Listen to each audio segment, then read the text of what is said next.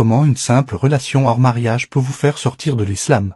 Je m'appelle Mohamed. Un jour, j'ai pris l'avion et je suis parti aux États-Unis. J'étais un homme sportif et charmant, mais une personne qui était loin d'Allah. Quand l'avion a commencé à décoller en direction des États-Unis, je rêvais déjà de toutes les boissons que j'allais boire, de toutes les femmes que j'allais prendre dans mes bras. Pendant toute la durée du voyage, je programmais mes vacances, ne m'imaginant pas que celui qui m'a donné la vie, la force et la jeunesse pouvait me le retirer à n'importe quel moment. Je suis arrivé à destination des États-Unis. J'ai loué un appartement dans lequel j'ai mis toutes mes affaires. Et là, ont commencé mes vacances. Je veillais toute la nuit, puis je m'endormais du matin jusqu'au soir. À plusieurs reprises, mes oreilles ont délaissé l'appel de la prière. J'ai dépensé beaucoup d'argent, j'y ai bu plusieurs fois jusqu'au point où je ne savais plus ce qui se passait autour de moi. Je menais une vie identique à celle des animaux. Ma vie a pris ce rythme jusqu'au jour où je partis en soirée là-bas. J'ai vu plein de belles femmes, puis j'ai demandé un verre. Puis j'ai commencé à boire et je donnais même des pots de vin. Je savais que l'alcool était haram, mais mes passions m'ont fait tout oublier. De loin, une des femmes me regarda d'un regard sensuel et doux. Elle s'approchait de moi, me tendit sa main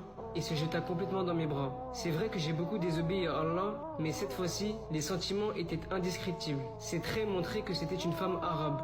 Puis d'un coup, elle se mit à parler en arabe, mais un arabe débutant. Elle me demanda « Est-ce que tu es arabe ?» Je répondis oui. Elle dit « Moi aussi, et j'ai la nationalité américaine. Je suis né ici. » Elle me demanda « Comment tu t'appelles ?» Je lui ai répondu « Mohamed. » Elle dit « Je n'aime pas ton prénom. » Je lui ai demandé pourquoi. Elle dit « Je suis chrétienne. J'aime pas ce prénom. » Mon corps s'éloignait d'elle d'un coup, car j'ai senti sa haine contre l'islam. Mais mes passions ont tellement envahi mon cœur que j'ai souri, puis changé de sujet. Je lui ai dit « Aimes-tu danser ?» Elle me répondit oui. Nous nous sommes mis à danser, puis à la fin de la soirée, je lui ai demandé de venir avec moi, mais elle refusa. J'ai réessayé à plusieurs reprises, mais elle insista sur le refus.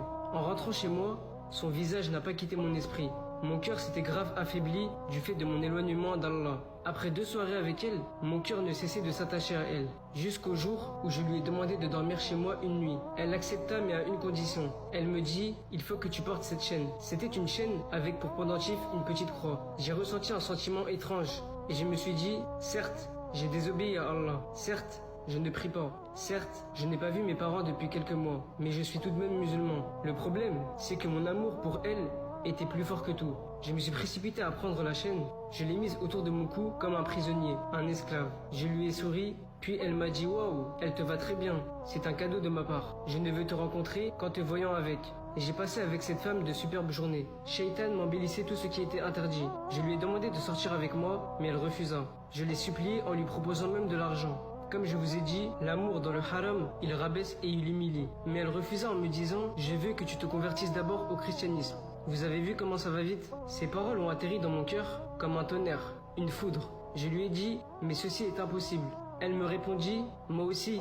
À partir d'aujourd'hui, il est impossible de rester avec toi. » Shaitan me disait « Mais vas-y, dis-lui que tu acceptes. Dis seulement avec ta langue que tu sors de l'islam. Juste avec ta langue. T'as rien à perdre. » Malheureusement, aujourd'hui, beaucoup de nos frères et sœurs ont lâché la religion pour une femme ou pour un homme. Le lendemain, elle va me voir avec une tenue très attirante. Elle approcha son visage du mien et me dit « Tu as le cœur dur, tu ne ressens pas l'amour. » Je n'ai pas pu résister à ses paroles et lui dis ainsi « Qu'est-ce qui a fait que je m'attache à toi de cette manière ?» Elle lui dit « Eh bien, qu'est-ce qui t'empêche de devenir chrétien? Je n'accepterai de me marier avec toi que si tu le deviens. » Là, j'ai tout oublié. Et j'ai oublié même que je m'appelais Mohamed, comme le prophète alayhi salatu wassalam. J'ai oublié mon père qui me réveillait pour prier le fajr quand j'étais en primaire. J'ai oublié ma mère qui ne cessait de demander à Allah de me guider quand elle me voyait rentrer tard chez moi. Je me suis même oublié moi-même. Je suis devenu un esclave de l'amour et de la passion. Je suis parti avec elle, je me suis rasé les cheveux, puis je me suis converti au christianisme. Je suis allé pour la première fois de ma vie à l'église. Et quand je suis rentré, je me suis mis à pleurer. Sans me rendre compte, c'était les larmes de la foi qui sortaient de mes yeux. Après toutes ces années de ma vie, je deviens chrétien. Oh Allah, quel sera mon châtiment? Sera-t-il le feu? Où est la crainte de mon Seigneur? Où est donc ma pudeur? Où est mon attachement à la religion? Tout ça a disparu à cause d'une fille. Après ça, je suis rentré chez moi en vitesse et j'ai abandonné cette fille. J'ai touché ma tête qui n'avait plus de cheveux et je me suis dit « Qu'est-ce que tu fais ? Qu'est-ce que tu fais Mohamed? Tu as délaissé la religion. » J'ai énormément pleuré, j'ai fermé la porte de chez moi et je me suis retrouvé dans une plage de larmes, un océan de larmes. Shaitan me disait « Il n'y a plus moyen de retourner en arrière. Tu es maintenant chrétien. » Je me suis souvenu de mon grand-père quand il faisait l'Aden, l'appel à la prière. Je me suis souvenu de mon Coran qui était dans ma chambre, d'un ami à moi qui était pieux et qui me disait « Mohamed, fais gaffe à la mauvaise femme. » Je me suis mis à crier en disant « Non, non, oh Allah, ne prends pas mon âme maintenant. » je vais retourner à l'islam. Je retourne vers toi, vers le Coran. Je suis allé en vitesse dans la salle de bain, j'ai jeté la chaîne avec les pendentifs, je me suis purifié et fait mes grandes ablutions, puis j'en suis sorti en ressentant que je n'avais plus aucun péché. J'ai prononcé la shahada, l'attestation de foi. J'ai senti après avoir dit ces paroles que j'étais l'homme le plus heureux du monde. La joie, elle est dans l'islam. La joie n'est pas dans le haram. Elle n'est pas dans la mécréance. La joie, elle est dans le chemin d'Allah. Mes frères et sœurs, comprenez-le, que ceux qui empruntent le chemin du shaitan seront malheureux jusqu'à leur mort. Et on ne sait pas comment ils vont terminer leur vie, sans compter leur jugement. J'ai donc pris le premier avion en direction de mon pays. La première chose que j'ai entendue lorsque je suis rentré était l'Aden. Je ne pus me retenir de pleurer, mes larmes coulaient, et je me disais, est-ce que Allah va me pardonner? Arrivé chez ma mère, je me suis jeté dans ses bras et je lui ai dit, maman, c'est fini, je ne désobéirai plus jamais à Allah. Pardonne-moi pour tout ce que j'ai pu faire comme mal. Il a eu l'occasion de se réveiller et de se repentir avant sa mort. Mais peut-être que nous n'aurions pas cette occasion. Je lui ai donc dit, pardonne-moi mon éloignement de la maison. Elle me serra fort dans ses bras et me dit, mon fils, retourne vers Allah. Il sera heureux de ton retour, car il est miséricordieux. Les jours passaient et Mohammed se déplaçait de mosquée en mosquée, de plaisir en plaisir. C'est ça le plaisir et le paradis du croyant. C'est d'être dans la maison d'Allah, d'écouter les paroles d'Allah et du prophète alayhi salatu wassalam.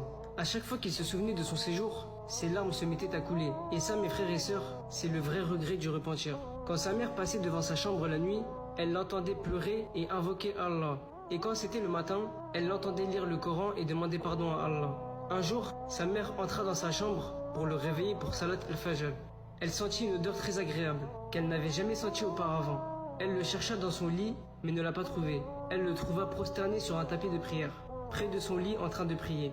Elle patienta quelques instants, le temps qu'il finisse, puis se mit à l'appeler « Mohammed », mais il ne répondait pas. Elle s'approcha de lui, le toucha, et c'est alors là qu'il tomba sur le côté. Elle ne put supporter et se demanda « Est-ce que mon fils est mort prosterné ?» Elle n'en croyait pas ses yeux. Elle sortit de la chambre en pleurant. Elle dit « Les enfants, eh oh, venez vite, venez voir votre frère Mohammed. » Ils s'approchèrent et le bougèrent, et ils dirent « Maman, notre frère Mohammed est mort.